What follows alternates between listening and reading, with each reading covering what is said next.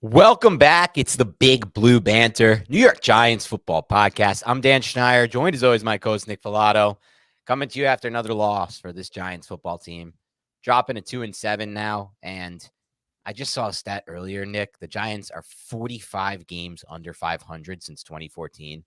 Really one of the most painful stats I've seen. That just means think of the seasons we've gone through for them to be 45 games under 500, just what you have to watch. And now the Giants, Nick, are 10-23-1 under Brian Daboll since his 6-2 start in 2022. They just got swept by Washington, a team prior to the season they had beat 8 out of 10 times. That's a little less poignant with me because I know the value of a quarterback like Jaden Daniels and what he brings to the offense, and not just the offense, the whole team. They rally around him. They're 2-7. They're out of the playoffs again, Halloween weekend. They don't have a division win, Nick. They don't feel like they're going to get a division win this year. They don't win any division games with this regime. So there will be a lot of this podcast dedicated to discussing Brian Daboll and where he's at and where the Giants are at with him and where we're at with him, Nick, because we need to get into that. We can discuss Joe Schoen as well. But I do want to talk about the game before we get into the far-reaching 30,000-foot view stuff. So what was your feel in this game?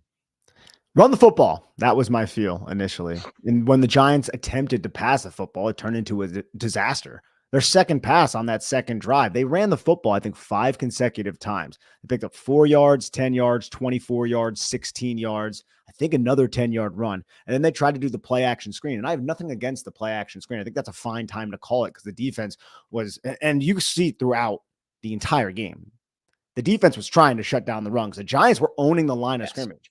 But it still doesn't matter. And that's my problem with this freaking team. The Giants can be doing a lot of things correctly, but they're still going to find a way to screw it up. And they go into that play action screen pass, and Daniel Jones gets hit because Chris Hubbard gets beat high side by Dante Fowler Jr. The ball gets thrown up in the air. It's like, oh, it's an interception. No, it doesn't freaking matter. It's Washington's ball. Washington takes it. They go. They score. Terry McLaurin's first touchdown, which I saw actually on Twitter, Dan Duggan tweeted, Drew Phillips said that was his fault. So that should have been a switch because a lot of people are blaming Tay Banks, which I get because we'll get into Tay Banks in a little bit, but that should have been a switch according to Drew Phillips. I also like the fact that he acknowledged that, like, he doesn't have to do that, Drew Phillips, and he owned that was his mistake. But either way, damn man, like, what do we even say with this team? It seems like everything is going wrong. It's Murphy's Law all the time with this team. Whatever can go wrong will go wrong. And at some point, we have to be like, yo, like in this type of situation, we can blame X, we can blame Y, we can blame Z, but we got to blame who's in charge of this, right? Yeah. And it just seems like we're stuck in Groundhog's Day where it's like the same thing that it was under Joe Judge. It was the same thing that it was under Pat Shurmur, under Ben McAdoo. And it's like just manifesting again, and it's wildly frustrating. You said it best, Nick. It's like we've been living in a malaise as Giants fans. I had a conversation with my brother in Arizona over what feels now like a year and a half ago about the state of the team after the 2022 playoff win. And I was like, I'm not so sure we're headed in the right direction. And I feel like we haven't moved off of that at all. I feel like we're almost in the same spot. We've cycled in and out some players. Saquon Barkley's gone. Xavier McKinney's gone. They've brought in guys like Brian Burns, but no changes really significantly in the sense of us winning football games. And you said it best. It's like Groundhog's Day. It's every year the same thing, and then we have this cycle too playing out. So it's not just like every year's the same, Nick. It's this continuous cycle. Shurmur, Judge, I'm missing one, and it's so bad, McAdoo, and now Daboll, where we have this cycle play out where they're horrible. They're out of it again by the Halloween's around. They're done. They lose stupid games like this one where so many mistakes. You talked about the fumble in the red zone by the Giants on their first pass play. We'll talk about this too. But at the end of the half, Banks gets beat on a double move, and that's their only shot to score 7. It's going to be a field goal no matter what for Washington there. The Giants let them get 7 because their corner gets beat on a double move where there's no real reason to be giving the outside there. No reason at all, man. No reason at all. And it's a mental error. Sanchez did a good job too, saying it's like, yo, you're in a cover 4 shell. Just don't get beat outside. You have a safety right to the inside. And then Banks just got his feet tied up, beat right to the outside. And then what pisses me off even more about that touchdown reception surrendered by Deonte Banks is this guy has no idea what he's doing at the catch point. And it's something we saw in college. At Maryland, we saw that, but we're like, that's something that I feel like Jerome Henderson will train. And he's still like that. He doesn't get his head around whenever he is in recovery mode. And credit to him, he doesn't get beat a ton he doesn't get beat a ton when it's like, oh, somebody ran past me like he did in this game. He gets beat in other ways, but he does such a terrible job when he does get beat, getting into recovery mode, understanding where he is from a spatial relationship with the receiver, getting his head around, and then freaking breaking the pass out, getting his hand on the football, locating the football, and then disrupting the pass. He just allows the receiver to catch it, and he's always late. So that's another thing that's frustrating. And then even before that, Dan, it was a 3rd and 18. And this is on Drew Phillips, too. Drew Phillips missed that tackle on Diami Brown, but they were on the fringes of field goal range with what, like 12 seconds left in the game or in the half. Like, you're right. This should have not even been a field goal, let alone a touchdown that they let up. Exactly. And they surrender it. And it reminded me of week 2. How many times was it a 3rd and 18, a 3rd and 16, a 3rd and 12, and they just forgot Jaden Daniels was fast and this allowed him to pick it up with his legs. It's like at some point, man, I know we blame a lot on the offense and we should, because the offense is a big problem. I'm not saying that necessarily with this game specifically, but the defense has to shore up in those types of situations. And I feel like they just don't. And these two units, offense and defense, they're not complementary at all this season. That's a huge problem and an indictment on the coaching staff. That's exactly it right there. They're not complimentary. You can get into the nitty gritty of it. But what I wanted to touch on this overarching point where it's like, look, we get in this cycle where we have these coaches, then we cycle them out. And we get to this point every time within this cycle where it feels like we ask ourselves like, well, they're making all these mistakes. There's mental errors. They don't play complimentary football. Even the little things, like I respect Coach Daboll for, putting analytics as part of his plan as a coach. But there has to be some adjustments, man. When you're the worst ranked red zone offense in the NFL and you've missed 6 2-point conversion attempts prior to this, you don't keep going for them just because the analytics say that you should. You have to factor in some context when it comes to this decision. And that's something that they failed to do. And that got them to a point in this game where it bit them because they went down 9 instead of going down 8, where they could have been down a touchdown. It doesn't matter in the end. I understand. Look, the Giants defense didn't get a stop. And I said that today. And you know what, Nick? I understand the final score looks close to some degree, but that's because the Washington Commanders kneeled on the ball at the goal line when they could have went up 2 scores right there. This was a 2-score game for the most part of this game. A 2-possession game is not a close game. A 2-possession game is not a moral victory. This is not a moral victory for the Giants. I am so sick and tired of us claiming moral victories in seasons like this one. And I said, Nick, that I don't feel like this game was ever close, and I don't feel like the Giants ever had a chance to win, and people got mad at that. And it's not because I'm blaming the offense. They're idiots. I never said one thing about the offense. The reason I didn't feel like it today is because of the defense. That was the point I was trying to make. I felt like Jaden Daniels laughing it off on the sideline as we're driving down to cut it to 2 possessions because he knows he's going to go back down and score. And that's exactly what they did. I was right. I was right to not believe that they had a chance to win this game. I was right to never feel like we were in this game. I was right to believe that they were going to lose again in ways that they continue to lose, because in this game, it was the defense. The other games, it's the offense. Whatever. Who gives a fucking shit at this point? It just keeps happening to us, and they can't play complimentary football. And we're getting to a point now where we have to start questioning, like, is Brian Daboll the guy? And obviously we've been at that. We should have been at that point already, Nick. But man, when you're 10-23-1 as a coach since that 6-2 start, I'm not discrediting the 6-2 start, but let's be honest, the Giants won a lot of games against shit teams that year. And they don't score at home, dude. They haven't scored more than 24 points at home since I think it's the Brian Daboll era. It's some crazy stat today I saw from Giant Daily. They don't score more than 24 points in a home game. I think they've done it twice since 2019. It was the Colts game and one other game against the Eagles. With Daniel Jones as quarterback. With Daniel Jones as quarterback. Yeah, Tyrod did it. They scored one, so it's just like, what? It's hopeless, man. It feels so hopeless. And I don't know. I lost track there, but man, it's getting rough. No, you did fine, man. And when the defense did step up, the rare times they didn't sack Jaden Daniels one time. The Giants, to open the half, Washington ends up scoring at the end of the first half. And it's like, oh my God, now they get the ball. They come up with a 3 and out.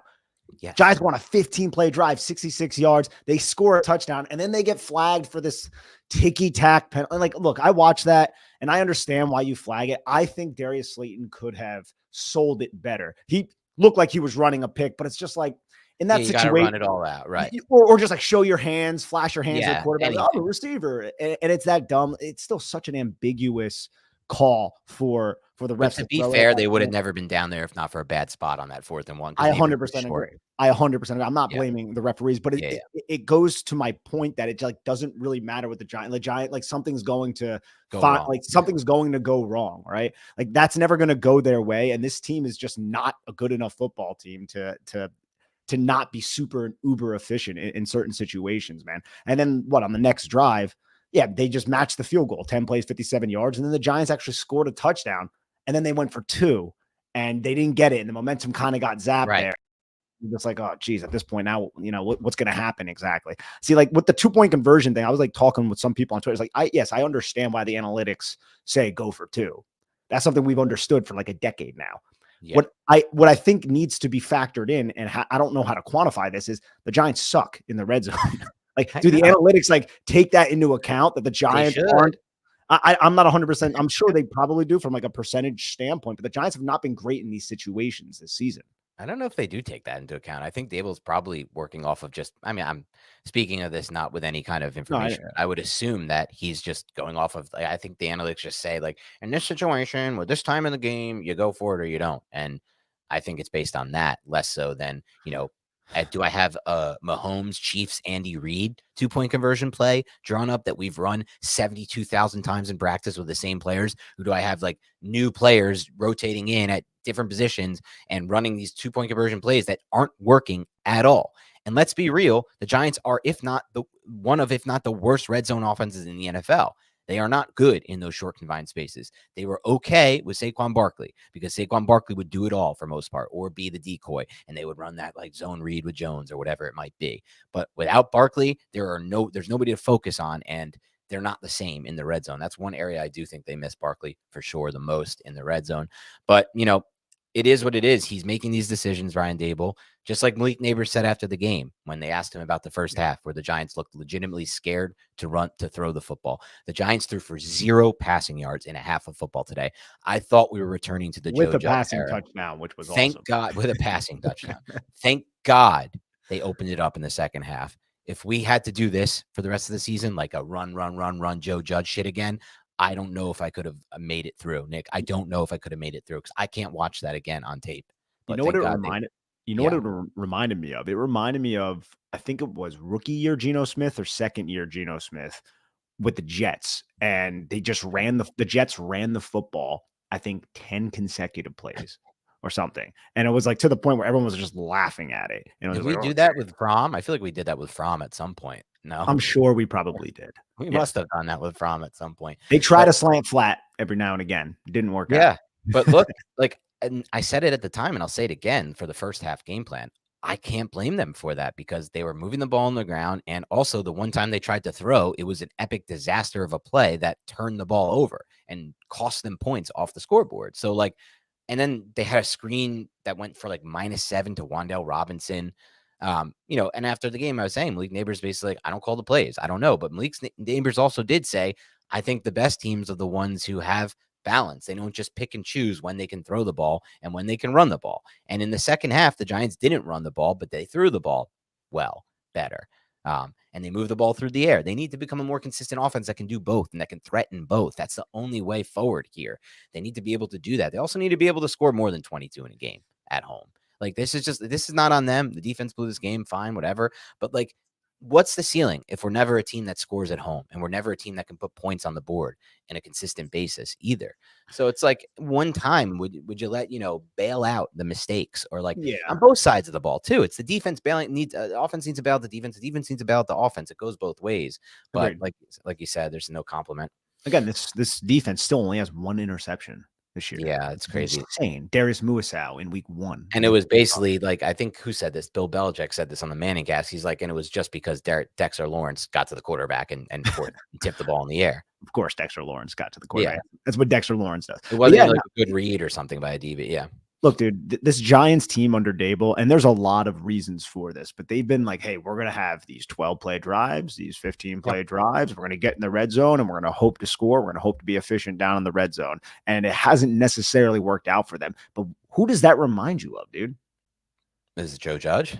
Joe Judge and Jason Garrett. That's what we used to complain a lot about with Joe Judge and Jason Garrett. And the common denominator is Daniel Jones. He is certainly one reason why the offense is like this, but at the same time, you need to find something else. And I appreciated that Daniel Jones hit an explosive play for the second week in a row up the seam, and this was a touchdown pass to Theo Johnson. It seems like the Giants want to get Theo Johnson going. They believe he is a mismatch type of player.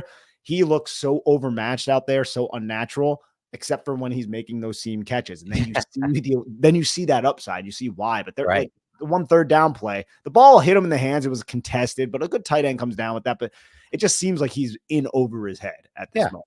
I think that's a fair assessment for where he's at. And I don't think that's necessarily something that we should be scoffing at or something that we should be like, oh, I hate Theo Johnson. He's the worst. I said during the Nah, he's a game, I rookie. would consider giving Daniel Bellinger some of his snaps to cut down on some of these mistakes, these costly drops and whatnot.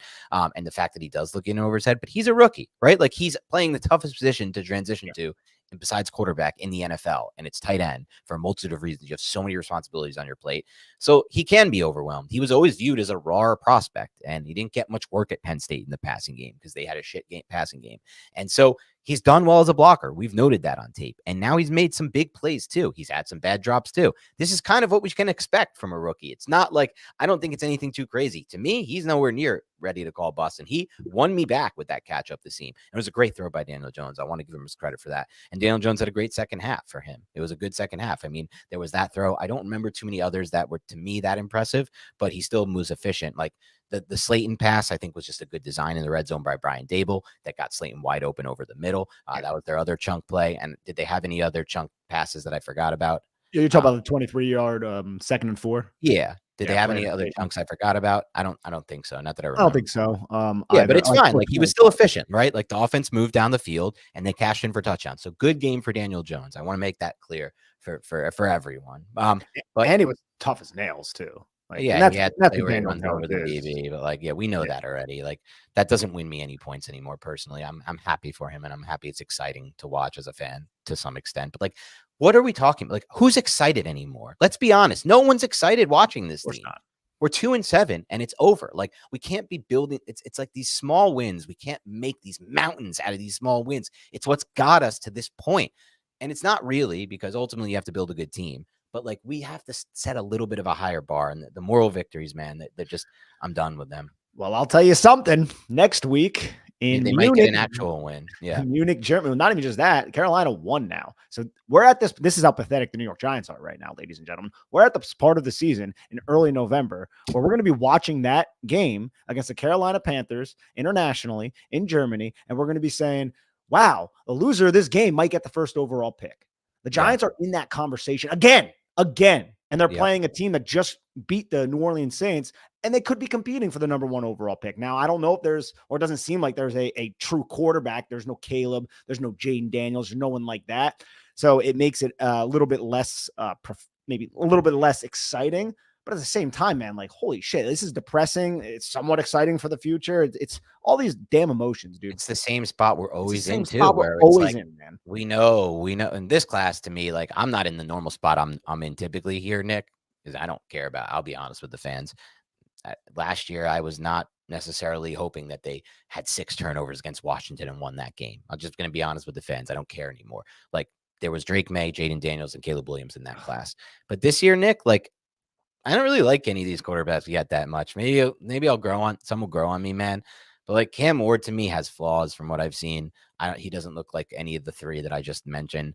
And he's probably the best. Shador is the one I'm intrigued. I haven't watched a lot of Shador, and some people say that he actually can look like potentially at that level. So I do want to watch Shador, but then that doesn't even touch into like, is Shador Sanders ever going to be drafted by the Giants? And like, is that type of personality with that type of dad ever going to work here? Like, so then you have to deal with that. So then it's like, you're getting into some of these other guys, dude. Ewers, like, don't try to sell me on Ewers as something that I'm supposed to be looking for. So to me, like, I'm at the point where versus normal years, like, I don't care if they win these games, honestly, against Panthers. Like, and I never root against them. Let me make that clear. But after the fact, I always acknowledge that they would have been much better long term if they had lost those games, and that's a reality. Anyone who's watching Jaden Daniels and the 7-2 Commanders has to be able to admit to themselves that's a reality of the situation. And anyone who doesn't admit that is just not following this thing right. The Commanders lost 6 games in a row last year. They were a hapless team. They had no pieces on their roster. Everyone's turning on their draft pick. Oh, we got nothing. We're doing nothing. Now they're 7-2. What is that? Is it not like, come on, wake the fuck up, everyone. Wake up about this situation. And I'm sorry for doing that because I know most people understand it. Yeah, I'm imagining the vast majority of people who listen to our podcast understand that. Yeah. it's just like 3 quarterbacks, man. 3 legit quarterbacks. Yeah. And we have this undrafted kid, local guy, go on this miracle run to win 3 games. And, it is what it is. You can't rewrite You it have at to this play to point. win, and they're playing to feed their families, and no one will ever say Oh, that. No one's ever 100%. asking for anything else. At the same time, I am not going to celebrate 6 turnovers against Washington in my head. At But least here this we is just are. all things going on in my fragile mental psyche But as I here we watch are, this team. a year later, 2-7, beginning of November. Again, Season's already over. yeah, again, we're back here again. It's why we're so frustrated. It's why we talk like this. It's why we're not necessarily rooting for wins and lost seasons, because all that does is lead to repeats of the same cycle that we've been going through. We're in the 6th cycle, and we have no way out until we bottom out, essentially. And is this rock bottom? I don't know, but it felt close to me. It seemed like rock bottom was in 2021, right? And then Yeah. 2022 was, we got brought back to, I don't want to say the peak, but we were climbing the mountain. We were getting up in elevation, right? Like it was hard to breathe up there a little bit. Somewhat, And next thing you know, like 2023, and then just try to write it off. And now here we are in 2024, 2-7 again. Yeah. Let's talk a little bit about Brian Daboll. We talked about the 2-point conversion. Not calling Another the thing to timeout. mention and to bring up the timeout. Another thing to mention and to bring up is the offense overall under Brian Daboll. He's calling the plays now versus previous years. It was Mike Kafka. There hasn't really been a significant jump overall in the offense. Now, we're not talking about today. Today, the offense played pretty damn well in the second half. Not great in the first half, but pretty damn well in the second half. But overall, they're not scoring points this year. They're almost dead last in red zone offense. And under Kafka, they were bad last year, but in 2022, they were a good red zone offense with Kafka. And it's not just like you can just sit here and just blame it all on Andrew Thomas injury, because they weren't good when Thomas was healthy either as an offense. So we get to the point, Nick, where it's like, yeah, we want to give him credit for the work he did with Jones in 2022, working with what anyone with eyes can see is a very limited quarterback to work with. We want to give him credit for DeVito, I guess. We want to give him credit for Tyrod to some extent. But like, I'm running out of things that get me super excited about Daboll as a head coach. Where are you at with it?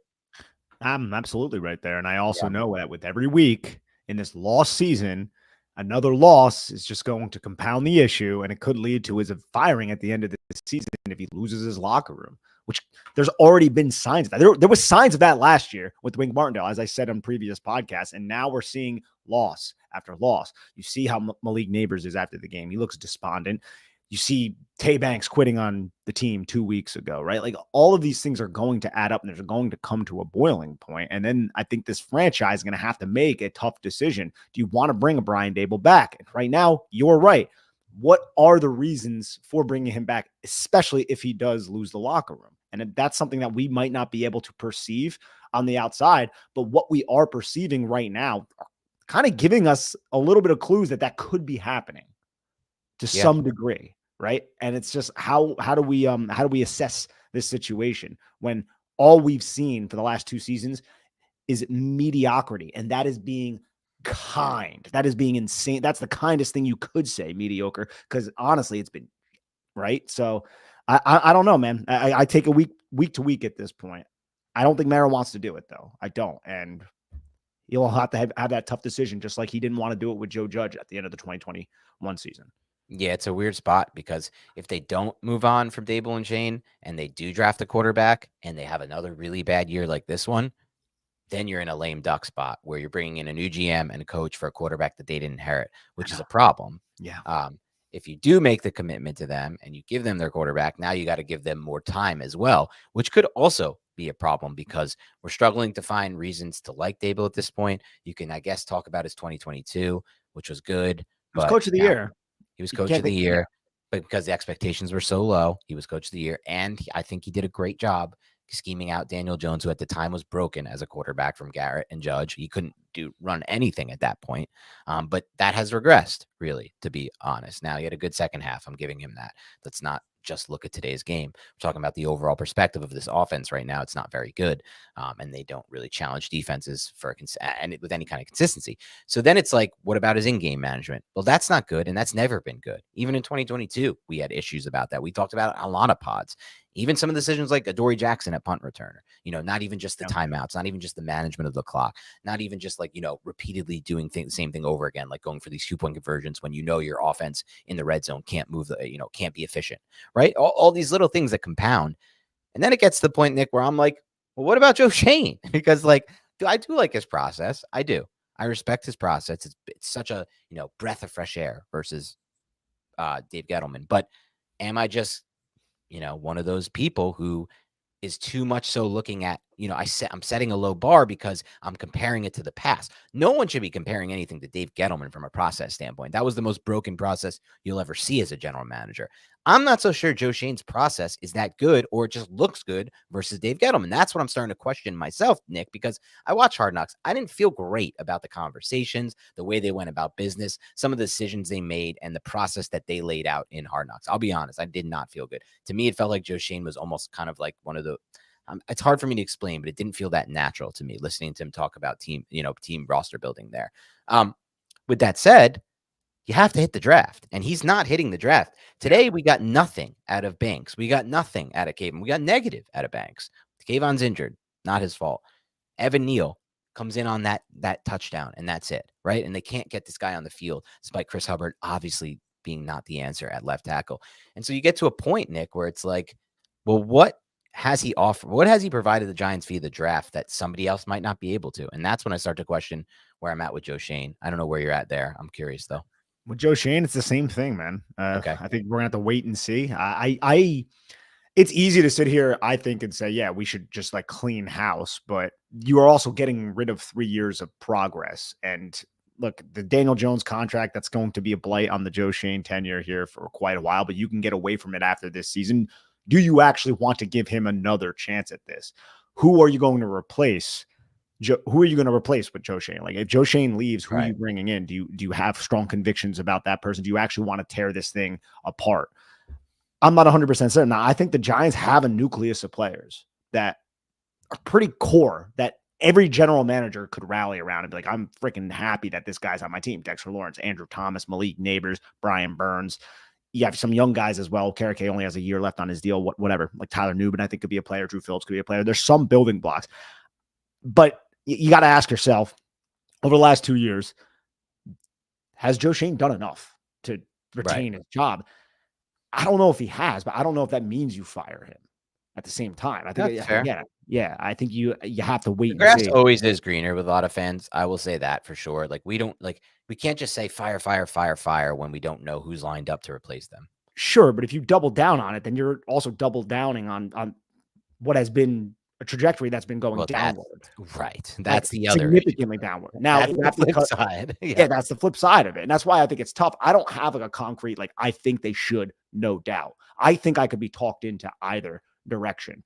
I do like this 2024 draft. I do.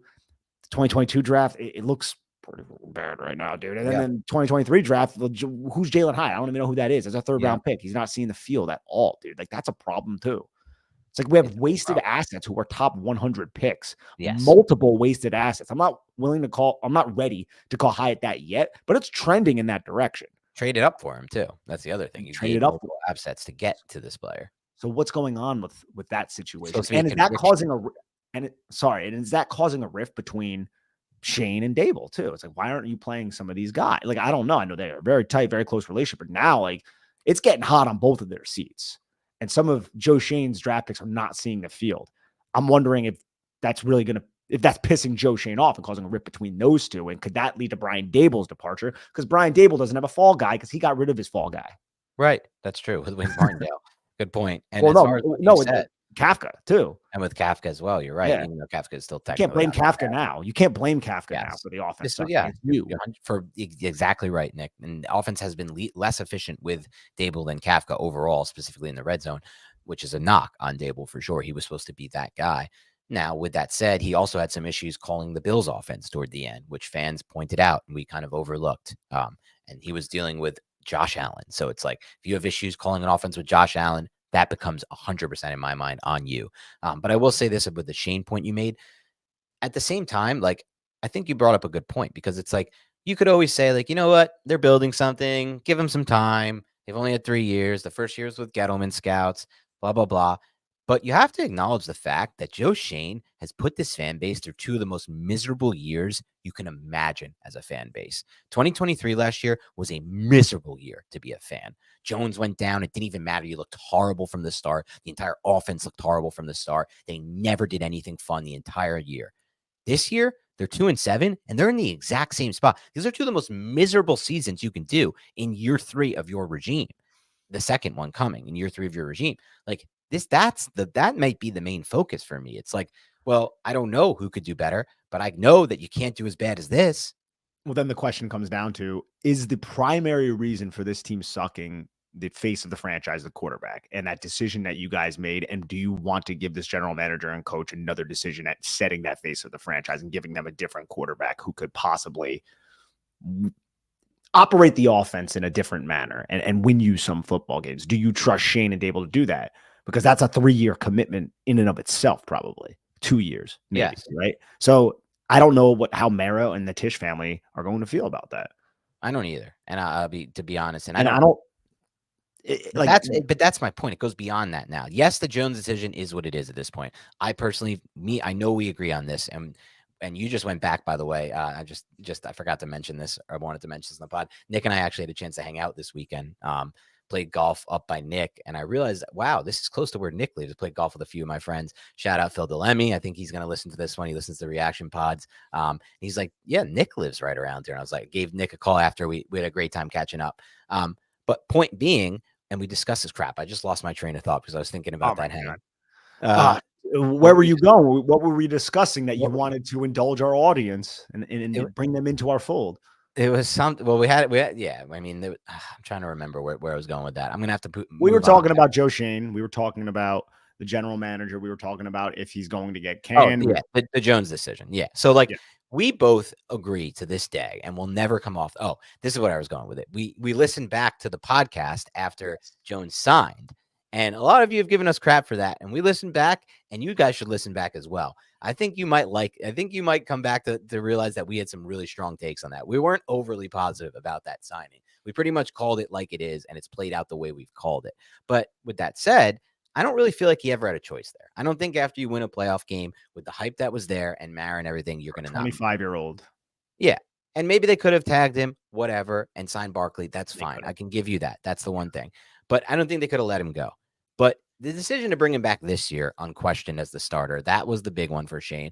But to answer your point, Nick, and sorry for going on that tangent, but to answer your point, it's gone beyond that at this point. It's not just the QB decision anymore for Schoen. It's Deonte Banks. It's all these draft picks that aren't working out well, Nick, and it's not having a swing tackle. There's so many other things that are now going wrong for him as a GM beyond just the quarterback decision. And that's when it gets to the boiling point for me where it's like, I'm not so sure about this guy anymore.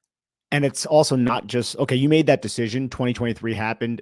It probably should have been like, yo, maybe that decision was wrong. Thankfully, we constructed the contract to get out of it after the 2024 season, but it's also not bringing in real competition for Joe. When he's coming off of a torn ACL, it's like God gave you a built-in excuse to get away from Daniel Jones because he had a torn ACL. So you could bring in somebody like, well, we don't know how their rehab is going to be, so we should bring in somebody just in case. Instead, you signed Drew Lock, and I would have been okay with that if Drew Lock could have even sniffed the field. The guy can't sniff the football field right now. Maybe he will in a couple weeks once they get back to from Germany. But at this point, man, there are some quarterbacks out there.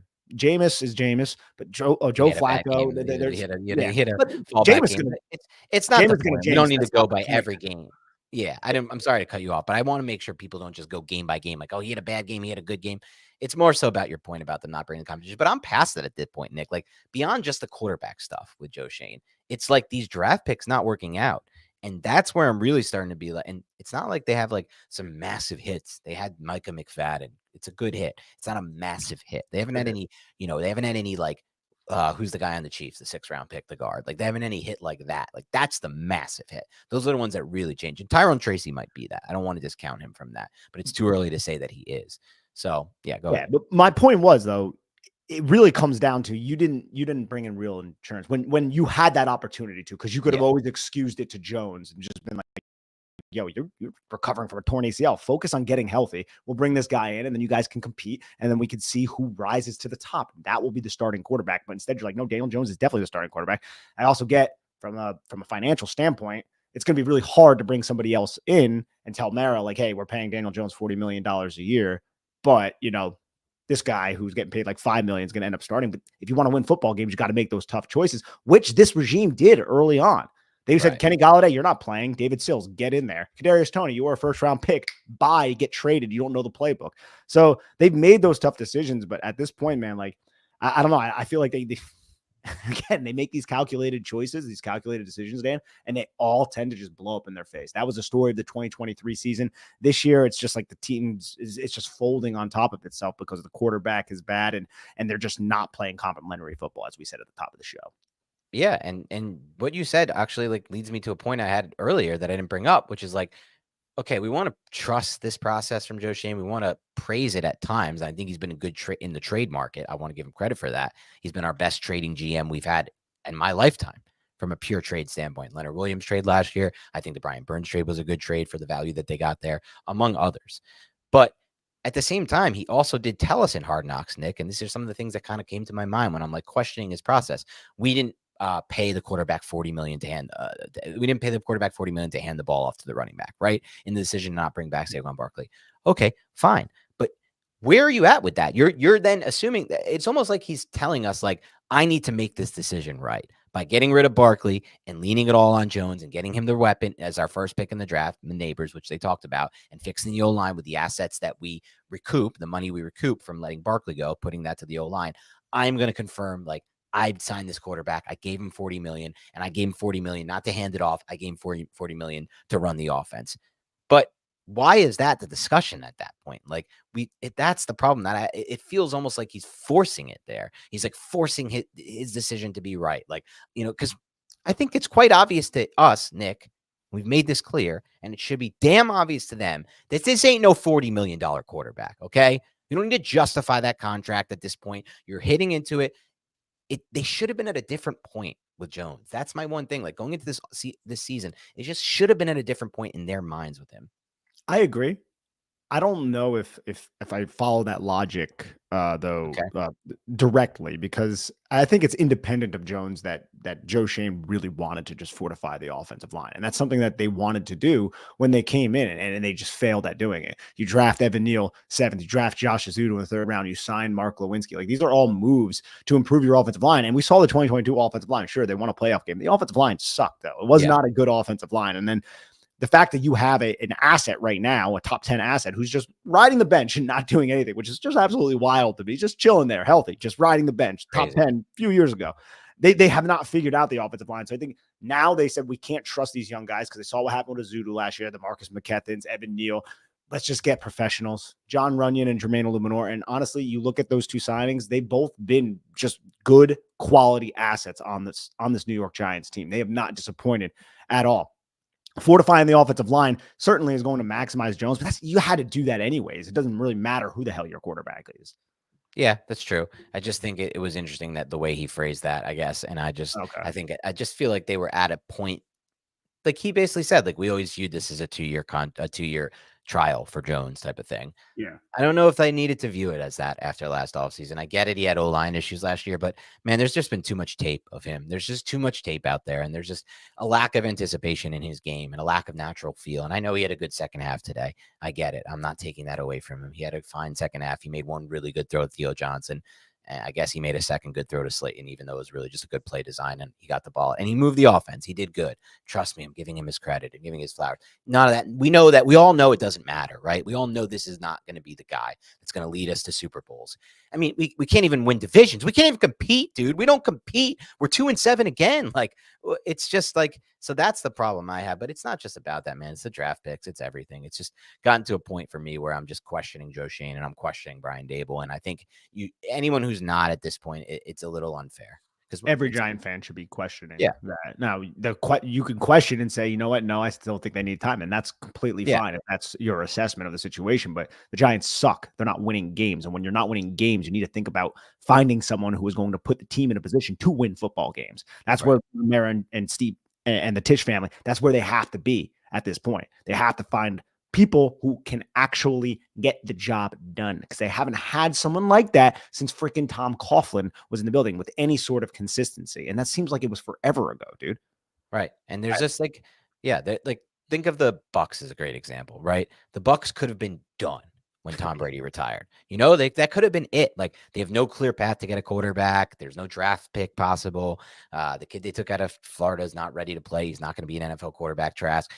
They could have folded, but they had put a good structure in place and they had drafted well on the lines and they figured out that they can take a reclamation project like Baker Mayfield and get the most out of him. That's such a different scenario than what we've had the last 2 years. We've had basically just hands up, we give up, 2-7, 2-7, back-to-back years. Some of the most ugly football fans have ever had to watch, specifically at home. And it's just kind of throw your hands up and say, well, we've been screwed by injuries, or well, Andrew Thomas is out again, or well, we can't figure it out. Neil can't get on the field. All these excuses, man. But like, there are teams that can figure it out. There are teams that can deal with adversity. And right now, Joe Schoen and Brian Daboll have not proven in any way, shape, or form that they could ever deal with adversity. The only thing they prove is that they got off to a hot start at one point and then beat a shit Colts team and then beat a team in the playoffs that had no defense, essentially, running a shit coordinator out there with communication breakdowns 18 weeks into a season. Like, that's proven nothing from an adversity standpoint at all to me. Hey, I'm there with you. But one could say, no one's going to want to hear this, that battling through adversity in the 2023 season happened with Brian Daboll and the coaching staff winning those 3 games that took us out of the chance to draft any of those 3 quarterbacks. But that was adversity, and they were able to win football games in doing that. Yeah, you could say that. You could also say that they had 6 turnovers against Washington, a team that ended up picking 2 overall. It's not an impressive win. They beat a Patriots team that Mac Jones threw a dumbest interception I've ever seen, then missed a field goal. That team picked 3 overall. That's not impressive at all. And then they beat a Packers. Green Bay, baby. Yeah, where just the Packers played such a stupid game in that game. Let's get to some supers. Yeah. Matt Peliquin, thank you so much. He said, not taking a timeout before 2-minute warning. Yes. Crazy. He made a mistake there, Brian Daboll, and I think that's something that we have acknowledged. And this has been an issue for him, I would say, his whole career with the Giants coaching, Nick. I don't think time management and usage of timeouts has been a plus for Daboll. I think it can be argued it's been a negative of his. Jay Ferris, you're going to have to follow up on this because I'm not 100% certain what you're saying. I sense a beef with Arizona, Nick Filato, from living there. What is the true story? Dun, dun, dun. What does that mean? I'm not sure. Follow up. I'll circle back to it. AFC 5253. Thank you so much. Says, win or lose, I defer to you guys. Anybody else either has an agenda or doesn't have the knowledge. P.S. I love Daboll, but I revere Belichick. Well, thank you so much for the kind words. And wouldn't that be something? Wouldn't that be some full circle shit? If Bill Belichick, who's like 73 years old, dating a 23-year-old, comes back out and throws on the GM and the freaking coach hat. Yeah, I mean, it would be something all over again, man. It's not something that, like, it's so funny, Nick. Like, I think I remember this during the Joe Judge head coaching search. That's how far back it goes. I remember during that search, people were like, "Oh, like, what if the Giants traded a first-round pick for Bill Belichick?" And at some point, Bill Belichick came back to the Giants. I used to get so excited over that. Now I'm like not even that excited by it. I'm like, I would describe it as cautiously optimistic if they hired him, because he still is Bill Belichick and he's still going to get that defense to stop the effing run, to play hard, to not have stupid penalties and mistakes on defense. Like, he even had the Patriots defense playing well last year with literally no talent on that defense. It would make our draft analysis so exciting because he has such a prototype for defensive players. And we would know, like, we would have like our list of players that fit his prototype. But he didn't really draft well. No, not at the end. So that's why I can't even get that excited about it. I know. And his receiver picks, horrendous. Horrible. Like, horrendous. Like, throughout it wouldn't be like he's inheriting a quarterback either. So he'd, I guess, have to make that decision. I know. Like, it's not as it was exciting at one point, and now it's like, I guess I'd be cautiously optimistic. I don't even know if I'd be cautiously optimistic. I think maybe not. Yeah. For me, it's like, dude, this guy's pretty old. He's been out of coaching for a year. Like, there was no other option. It would be fun because he's Bill Belichick. Yeah. And I love Bill Belichick. So it would be fun from that standpoint. But I don't know if it would translate into wins, or what would the longevity be for a coach of that age with this type of project on a team that doesn't have a quarterback. But if they found a good offensive coordinator to groom a quarterback, or maybe a reclamation project or a younger guy, maybe the Giants could turn it around. It just seems like so many things would have to happen for that to materialize. Agreed. Ronald, thank you so much. He says, my philosophy is complaining about refs is for losers. But every game we get -14 from egregious calls. It's borderline conspiracy at this point. Slayton was contacted by the D first on the 4th and 1. It does seem like that. And then I always like tell myself, Ronald and Dan and everybody else, it's like, I'm sure every fan I think every feels fan that feels way. this way. Yeah. I will say though, it does seem like there are a lot of like touchdowns called back, but this is also a team that sucks. And teams that suck tend to put themselves in a position to have a lot of their touchdowns negated. I think also there's like just the cognitive. It's maybe that's not the right term for it. I was going to say cognitive bias. I don't know if that's the correct term. Nick would know. Nick's so much smarter than me. But I would say there's also the bias of if you're one of these teams like the Giants that never blow a team out and you're always in like a squeaker if you're lucky or you're getting blown out, you tend to focus on these things more. If you're winning by 2 scores, 3 scores, you're one of those teams. You forget when you get screwed by a call because it ends up not mattering in the end. But we have to, everything matters to us. Every little thing matters to Yeah. us. I mean, seriously, we haven't seen Jones throw a touchdown pass at home in 670 days or whatever it Till was, today, 72 yeah. days. He threw a touchdown pass, then it was the second one in the game, and it got called back. But like that's because we're going to remember it getting called back, Right. because we So never don't get a lot of them. Yeah. Exactly. Yeah. Nico Reeson, thank you so much. He says, I hate to be sellers with a team that lacks talent.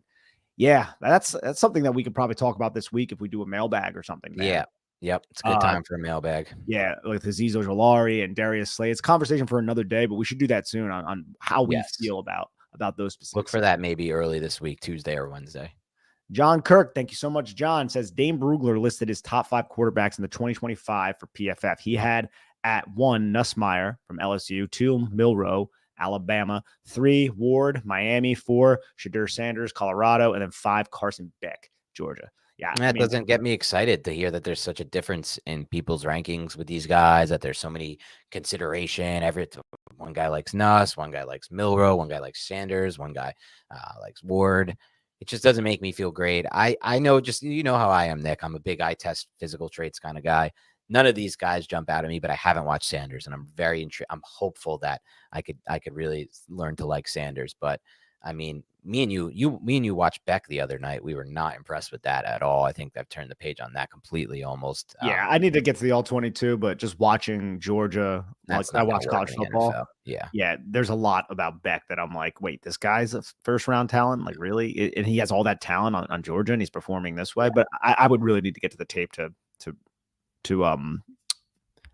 stamp that. Yeah. You know, and Nuss is intriguing. I've watched a little Nuss, and he does things that are intriguing. I like the pocket movement. I like the throwing with anticipation, but he also has a lot of drawbacks to his game. Arm talent, his athleticism is not going to translate to the next level at all, really. So like, it doesn't look that great to me there either. I don't know, man. Talking Echo. Yeah, no, definitely. Says, thank you so much, Talking Echo. Ray Agnew and Ben Johnson will save the Giants. I don't know if they'll come here, though. I don't think they would save the Giants. I think what will save the Giants is a quarterback, and I stand by that.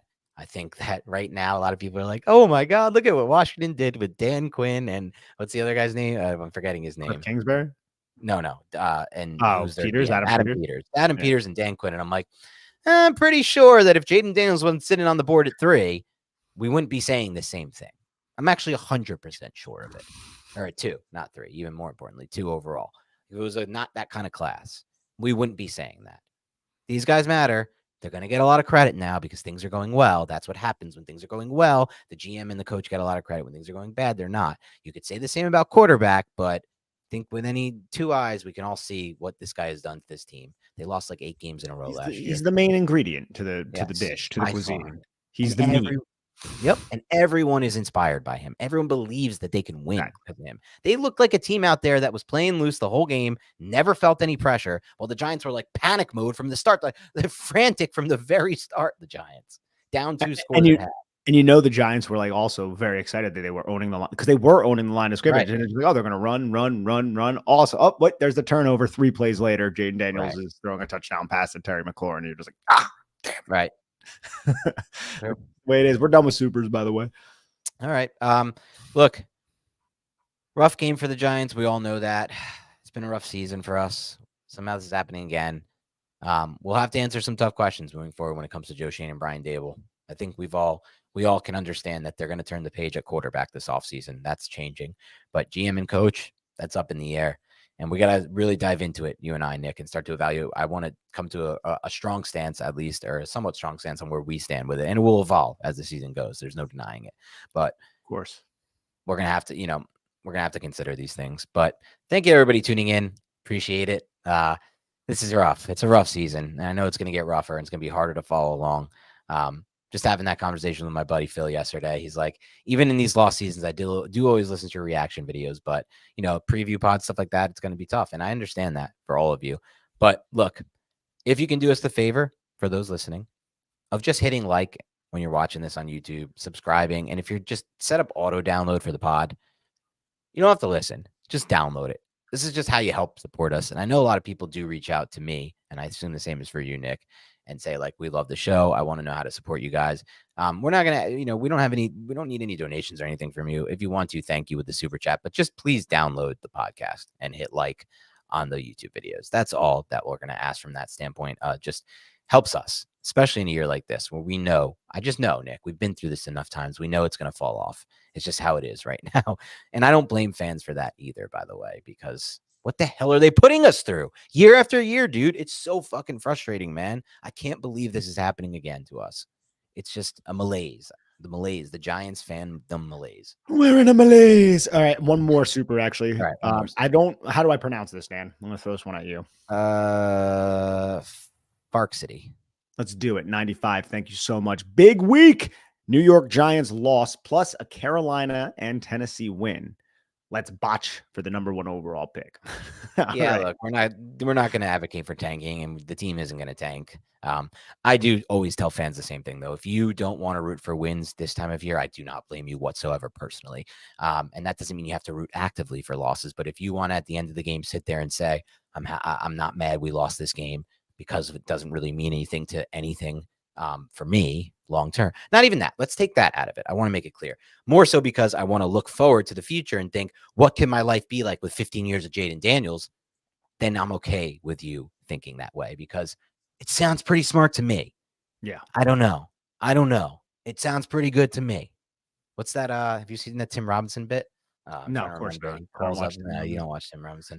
It's like, I've seen a few Tim Robinson bits that have got me and have made me laugh. It's just some of them are obnoxious. There are some that are pretty clever too, and I'm like, okay, I love that. I love like a good clever one, but some of them was just like him like just screaming obnoxiously and like drooling and like to me like it's not a yeah, you're not a fan of spaz out humor. I actually am. This is something my brother and I talk about, how you're either a fan of spaz out humor or you're not.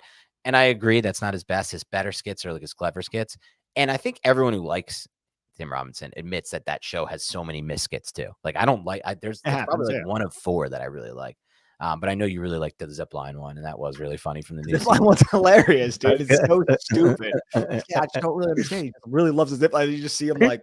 She's like, I don't think you're really interested in me. The whole time you're just trying to get back to the zip line. You see him like, it takes a shot of him just like shoving food down to get back to the zip line. It's so stupid, but funny at the same time to me. All right, well, that made me smile. At least today I didn't smile much watching this Giants team. I just can't believe they're like this, man. It's just sad. But eventually they're gonna get good, right? Like, I mean, that's what Jets fans have been saying for a long time, so it's not a guarantee. But you hope it can't get worse. And that's what we'll leave off today. Thank you for tuning in. Have a great rest of your night and week. We'll be back at it with some film review, as always, and then a mailbag this week, which we will promise and stand by.